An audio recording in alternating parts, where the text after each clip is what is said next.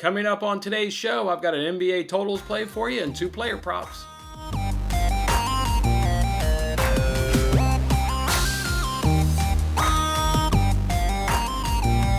Hey, what's going on, everybody? It's Jason Madison with Winning Bets. Thanks for hanging out with me on this episode, the Thursday edition here of Winning Bets. We can see the weekend, it's on the horizon, and yes, we're almost there, folks. Let's, of course, take the time to recap yesterday.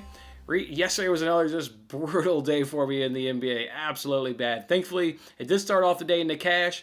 It started off at the end of the day with the cash. Took a golf prop. Took a golf head-to-head action. Took Sergio Garcia to be better than Lee Westwood, and that was a no-sweat winner. He ended up winning that match 4-3. They're doing a WGC competition this week, or this tournament, where it's match play. So it was just head-to-head there for those guys. And yeah, like I said, he beat him 4-3. So just a no-sweat there. He went up early, 1-0 on the first hole, and really just cruised and really beating down Lee Westwood. So a real nice, easy cash there for us. Otherwise, not much on the night was easy. We did get Jared Allen to hit. That one was a nice cash to hit. I kind of told you guys how yesterday how you can't really, put too much stock into one player's result. And while he didn't cash for us a couple of nights ago, and his next game back, he came right back and got a cash for us. So that was really nice to see, and he had a good, nice inside game. In that same game, we took Okora. Yeah, he did not cash. It's actually pretty, it's just unreal with this guy. So, told you guys how, Bulls, really defend the small forward position really well, and this guy's not involved in the offense. He comes out in the first handful of minutes of the game and goes 3 for 3 with 7 points. It's just unreal. But then, my research starts to kick in because he didn't actually crash this bet for us until about midway through the fourth quarter. So he didn't take any shots all the way through a second and third quarter. Didn't do anything. And it's because of that good Bulls defense against small forwards, combined with he's not a big player, in that offense. So that's a little bit unfortunate. I don't know if the Colin Sexton injury, and him not playing played a role in that. Maybe he had a little bit more production because, somebody had to score with Sexton not in the game. And Sexton's generally a ball hog. So, there's a reason why maybe, he and other players aren't involved in that offense because, yeah, Sexton could definitely, hog that ball. So a little bit unfortunate there with him. As we keep on rolling down there, took Nuggets on that money line, of course. Nuggets, they got their ass kicked. Holy cow. Just in an embarrassing fashion. The Nuggets absolutely got whooped. Didn't see that one coming. Didn't see the Suns also.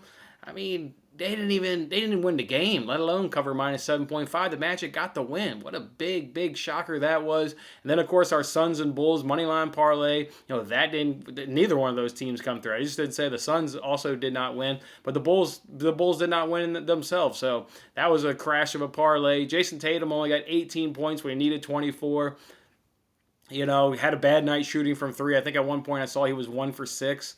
So, just a loss there. We mentioned Okora. And then Sabonis. Sabonis had 6 points in the first quarter. Looked like he was going to do good. Looked like he was going to cash for us. And then he just he didn't do much. Only took 2 shots in the second quarter and just kind of faded in that offense as the Blazers, went on there to beat the Pistons is what they did. And then the NBA teaser didn't work for me well. I took Nuggets plus 9.5. Again, they got their ass kicked. I took Pacers plus 4 or 5, and that one would have worked because they won. And then the other team, I took the Bulls in there too, and the Bulls did not cover. I don't believe the Bulls did cover. So, yeah, just another rough day, losing over 5.14 units. Man, it's brutal. I don't remember ever having 2 days in a singular week where I went 1 for 7 in the NBA. That was absolutely brutal. So before I go ahead, though, and give you guys the bets, I've been meaning to update the ESPN March Madness bracket and just been forgetting. So let's go ahead and throw up the standings for that. As you can see, Monica is leading with 480 points. So congratulations to Monica. You're leading out through the first weekend there of the NCAA tournament. You're sitting pretty good, too, because the next 3 people behind you all have lost their natty champion. So you're looking pretty good having Gonzaga, where, myself included there, sitting and tied for second. We and a couple other there tied with me there right behind me. We've all lost our national champion, so you got to be feeling pretty good there, sitting there with 480 points. But don't get too comfortable there, Monica, because there are 6 people, or there's 6 people that have a chance that can leapfrog you, because you have a max of 1,400, and 6 other people can get more than 1,400 points, even down all the way down to 13th place. So if you're even down to 13th place, you're not out of this thing. Lou and King of King can surpass Monaco due to their max potential available. So it'll be a tight race. It'll be an interesting weekend to see how this shakes out when the tournament resumes on Saturday. But good luck to everybody as you guys can try to fight for the top 3 places and go ahead and take home some cash. All right, let's go ahead and get on into it. I've got 3 bets for you here on today's show. Let's go ahead and start with that NBA over-under total. I'm going to go ahead in that 76ers-Lakers game, take over 211.5 points, and you can find that at minus 109 over a points bet. I've got the 76ers scoring about 113. I've got the Lakers scoring about 107. So that's 220 points. So again, I feel real comfortable there. We get about an 8-point cushion there of what I think the game will go over. So love it there. I just love that there. Falls right into what I do. I look for like a minimal about a 6-point difference. We've obviously got that here. So we rolling with the over in 76ers and the Lakers at over 211.5 points. Again, as I see, there will be 220.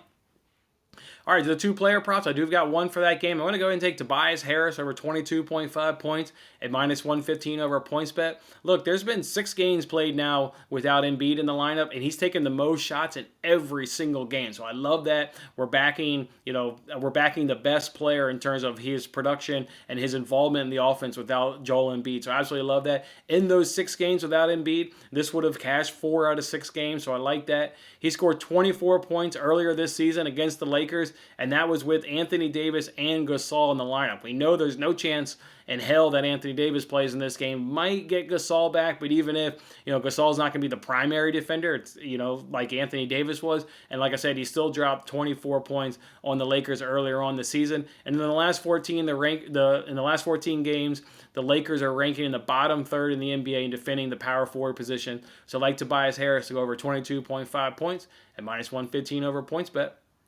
And then the other player prop I like for tonight is Jimmy Butler to go over 21.5 points at minus 134 over DraftKings. This is 21.5 points at DraftKings. FanDuel's got it at 22.5 points, and PointsBet's got it at 23.5 points. So, yeah, I mean, the other books are seeing the same thing that I'm seeing. DraftKings is a little bit slow currently at the moment, and it's because of the Blazers are just terrible at defending really in most positions. They don't rank like terrible, but they're just bad. I mean, they're ranked 25th in the league in field goal percentage in the last 14 games, and they ranked 29th in the league in 3-point field goal percentage allowed in the last 14. So just a team that just overall doesn't defend it well at any position. And again, Butler has cashed in 6 of his last 9 games, albeit he hasn't cashed in the last 3, but this is a good spot for him to come out and break out and get another cash on his point total, just given that the Blazers just struggle. Like I said, 25th in the league and 29th in the league in field goal percentage allowed in the last 14. That is not getting it done at all.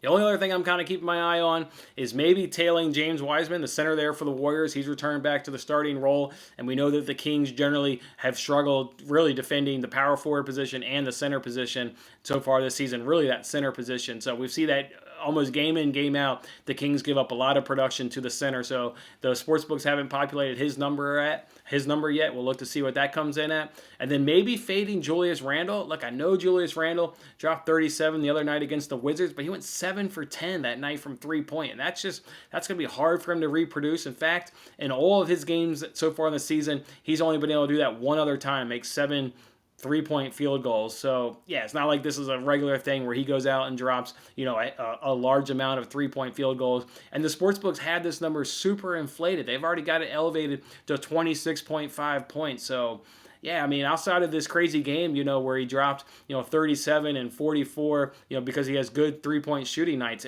that's a tough number for him to get at. So maybe look to fade Julius Randle tonight. Haven't quite decided if I'm going to end up doing that. But that is what we're going to roll with, those 2-player props, and the over-under there. We're going to take the over in that 76ers and the Lakers game. All right, everybody, hope you guys have a fantastic Thursday, and I'll see you guys on Friday's show. Have a good one. Thanks for watching this episode of Winning Bets. I'm Jason Mattis. I'll see you again when we are celebrating the wins and making more winning bets.